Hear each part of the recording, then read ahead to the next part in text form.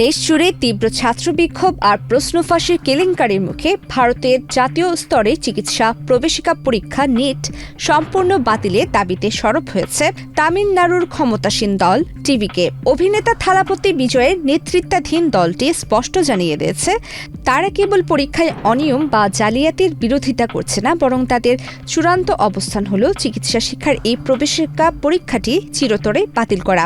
২১ জুলাই মঙ্গলবার এক বিবৃতিতে এই দাবি জানায় টিভিকে। রূপায়ণ lake castle, welcome to the land of piece. সামগ্রিক শিক্ষা ব্যবস্থার সংস্কার চেয়ে টিভিকে দাবি করেছে সংবিধানের সমবর্তী তালিকা থেকে রাজ্য তালিকায় শিক্ষাকে অন্তর্ভুক্ত করতে হবে, যাতে শিক্ষা সংক্রান্ত সমস্ত সিদ্ধান্ত নেওয়ার পূর্ণ ক্ষমতা রাজ্যগুলোর হাতে থাকে।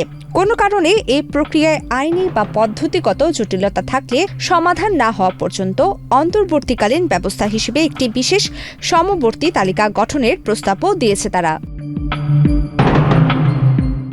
ক্ষমতাসীন ডিএমকে দলকে পরোক্ষভাবে নিশানা করে টিভিকে উল্লেখ করে, তারা কখনোই ভোটের জন্য মানুষকে বিভ্রান্ত করতে নিট বাতিলের মতো মিথ্যা প্রতিশ্রুতি দিয়ে প্রতারণামূলক রাজনীতি করবে না। এর আগে ২০২১ সালের বিধানসভা নির্বাচনের আগে ক্ষমতায় এলে নিট বাতিলের প্রতিশ্রুতি দিয়েছিল ডিএমকে। সেই সঙ্গে টিভিকে জানিয়েছে, স্থায়ী এবং অন্তর্বর্তীকালীন উভয় সমাধানের ক্ষেত্রে এটাই আমাদের দৃষ্টিভঙ্গি। আমাদের বিজয়ী নেতা ইতিমধ্যে এই বিষয়ে জোর দিয়েছেন। এদিকে বিরোধী দলীয় নেতা উদয়নিধি স্ট্যালিন সরকারের সমালোচনা করার পরই টিভিকের এই বিবৃতি আসে।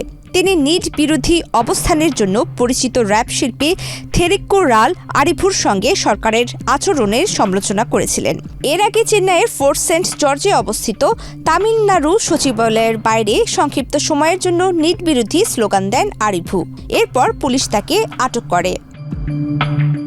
প্রমিতি কিবরিয়া ইসলাম, বাংলাদেশ প্রতিদিন।